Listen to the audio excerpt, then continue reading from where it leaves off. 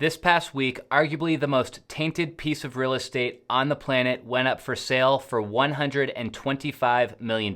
If you didn't see the headline, we are talking about Jeffrey Epstein's private islands in the U.S. Virgin Islands known as Great St. James and Little St. James, where he resided for decades prior to his arrest in 2019. We've covered some pretty controversial pieces of real estate here on the channel, but this one makes for the most controversial yet. With all of the horrific crimes that were committed on this island, I cannot imagine anyone out there in the world who would be willing to drop this kind of money on a property with such a history and stigma. This is not the first piece of real estate liquidated by Epstein's estate. He had a waterfront compound in Palm Beach that sold last year for $18.5 million, which was later demolished. Then there was his townhouse in the Upper East Side of New York, which also sold last year for $51 million to a former Goldman Sachs executive. And another one was the New Mexico property called Zorro Ranch that Epstein bought back in 1993 from the former governor. This one still appears to be for sale for $27.5 million with brokerage Russ Lyon Sotheby's. Epstein's creepy islands are the latest and the last piece of real estate within his portfolio to go up for sale, which makes sense because his estate, which was once valued at around $630 million when he passed, continues to face massive lawsuits from his victims. I hesitated to put this video out, guys, because on one hand, I didn't want to have to spend the time researching this guy, and on the other hand, I didn't want to draw attention to such a sensitive topic. But when I learned that some, if not all of the sale of the island's proceeds will go towards Jeffrey Epstein's victims, I figured the more people who know about this, the better. So Epstein had a pretty big real estate portfolio like we just covered, but where he spent most of his time was on the islands that are the subject of today's video. The two islands up for sale are called Great St. James and Little St. James, which are two small private islands in the U.S. Virgin Islands off the southern coast of St. Thomas, with, as you would expect, Great St. James being the island that's the larger of the pair. Great St. James spans 160 acres in total, and this one was pretty undeveloped other than housing just a few structures and a marine preserve, although Epstein was in the planning phase of developing this island when he was arrested. Little St. James, on the other hand, is about half the size at 75 acres in total. This is where Epstein spent most of his time and where most of the allegations against him occurred. Little St. James has a main house, 4 guest villas, a helipad, a private dock,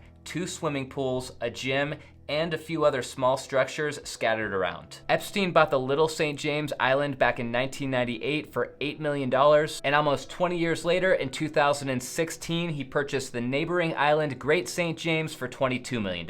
It is not my place to talk about what happened on these islands. This is a real estate channel, and there's plenty of information out there online and in court documents, but let's just put it this way, Epstein was up to some disgusting, horrific, and unforgivable things on that Little St. James Island that we were just looking at. And to top it off, a lot of high-profile people were documented to have spent time on the island with Epstein, so the story is ridden with disappointment, confusion, and corruption. Jeffrey Epstein was arrested in 2019 for criminal allegations against him in regards to what was going on these islands, and he died in his jail cell shortly after while he was awaiting his charges. Now, getting away from the backstory for a bit and just focusing on the location and the real estate side of things, first we have to look at the U.S. Virgin Islands. If you're not familiar with these islands surrounding Little St. James and Great St. James, the U.S. Virgin Islands are a cluster of islands in this region southeast of Florida, but still technically a U.S. territory, and this area is well known for its vibrant blue water,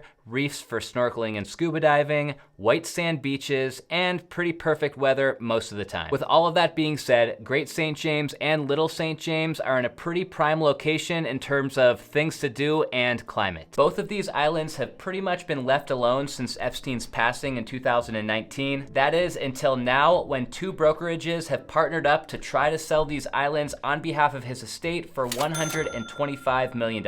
Bespoke Real Estate made the initial announcement on their Instagram page the other day where they said that Bespoke Real Estate is proudly presenting, in partnership with the Modeling Group, the James's U.S. Virgin Islands as 2 exceptional private Caribbean islands. That little marketing video wasn't bad. It's definitely a good sizzle reel for Instagram, but we have to hop over to the Bespoke Real Estate webpage to get a little bit more detail about this listing. Okay, so here at the top, they have another video, and this one is a little bit longer than the Instagram video, but it's really just a bunch of great beach and ocean and boat and drone shots more than marketing the island themselves, so you guys can watch that one later if you're interested. Scrolling down here, so you see the highlights on the left. This is 2 2 private islands for sale with around 230 acres in total. We already covered that. It includes 6 beaches and 5.8 coastline miles. And again, the price is $125 million, which is the price for both islands combined. Down here, they show a map of where the islands are at, which we already looked at as well, and then detail on how you get to these islands. So you need to fly to St. Thomas first, and then from there, you can either take a boat or a helicopter to the James Islands. Next, after that, they just give us some more marketing material about the Caribbean and kind of the surrounding area. Okay, and here's where we get to some more information about the islands themselves. So let's start by just looking at this island map together. So you can see the bigger of the 2 islands is here at the top. This one is Great St. James, and if I zoom in a little bit, you'll see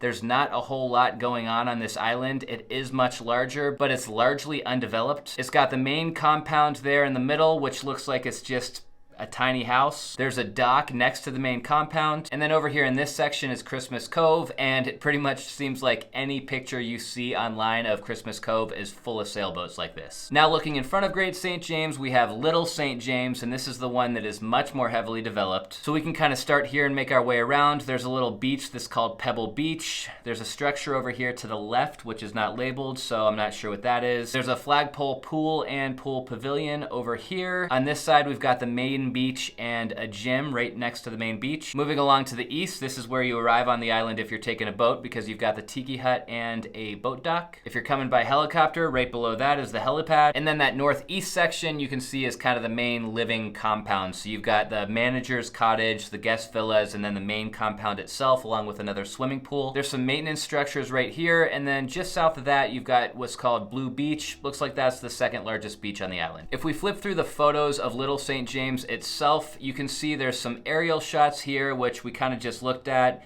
Here's a little bit of a different perspective of that main compound. You've got what looks to be the main beach here, which is lined with all these palm trees, and then there's that dock for the boats. Here's another view of the main compound with Great St. James in the background. Another angle of one of those guest villas, I suppose. Here we're getting a little closer to the main compound, and you see those blue roofs in the swimming pool. It gives a couple different perspectives here just from out on the water looking back at the island, and then we get into the compound itself. And then as we flip through the remainder of these photos, you'll see we get some closer up shots of the main compound. Of course, the grounds are beautiful, but it's hard to even imagine what was going on here, so I honestly don't even like looking at these photos, guys, but it is part of the listing. After that, they give just a few different perspectives of the grounds and the beaches, and of course, the views of water that you have in pretty much every direction, and then they wrap it up by showing some photos of what it looks like at about sunset time. So that was Little St. James. Let's look at the Great St. James listing photos next. There's not as much going on here because this island isn't very developed, but we gotta flip through them together. So you can see the blue theme keeps up here. There's some houses that are painted in that blue color with a dock in front of them. They get right into a sunset shot, and this looks like it's in that Christmas Cove because there's all those sailboats parked there. And then after that, they of course just show us a couple different aerial perspectives of the island, of Christmas Cove. You see, like I said before, every shot of Christmas Cove, there's all these sailboats. And then just a few more angles that round out the photos of Great St. James, basically just showing us all of the beach frontage and the fact that you've got water literally all around you when you own an island, obviously. If you aren't thinking about the history and everything that happened on these islands, you can't deny that this is definitely one of the more beautiful and picturesque places on the planet. But with that being said, I personally wouldn't want to even visit these islands, let alone buy one of them. Before we wrap this video up, of course we have to talk about the price and whether or not these islands are really worth $125 million,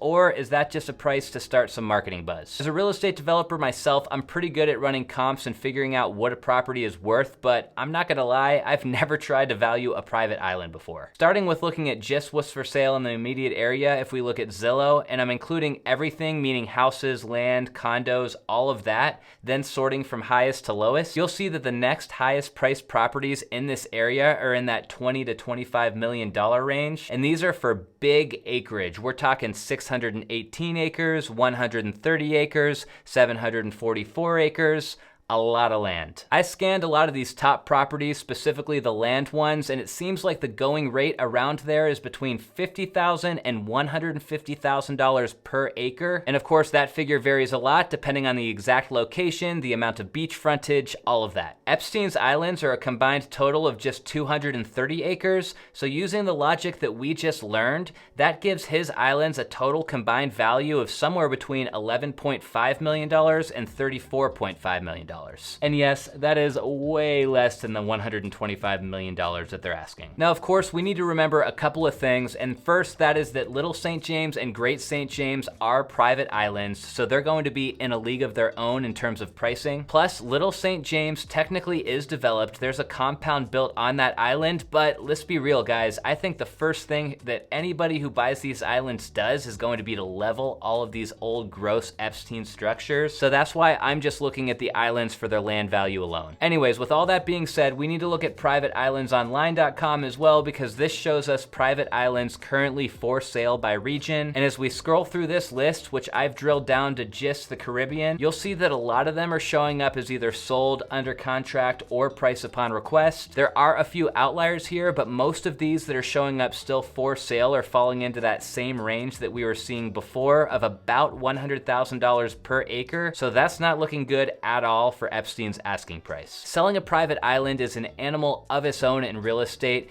They are going to require a very, very unique buyer, and they usually take years to sell. Top that off with the fact that Great St. James and Little St. James both have a very dark past, and properties that have a dark past generally sell for pretty big discounts. I'm gonna put my assessment out there now and say that these islands are going to sell for about half of what the brokers are asking for at best. Over $100 million worth of Epstein's estate has already landed in the hands of the victims, which is amazing. So regardless of how much these islands end up selling for, that will make for another significant contribution to the victims, which is great. On one hand, Epstein's Islands might be easier to sell because this news is already spreading all over the world fast, so from a marketing standpoint, that's really positive. But on the other hand, you have to consider that the buyer of these islands, for one, almost has to be a billionaire. For two, they have to be a billionaire who's comfortable with doing a heavy amount of development. And then last, they have to be pretty unfazed by the history that happened here. I'm sure that buyer is out there, but in my opinion, that buyer pool is probably very small.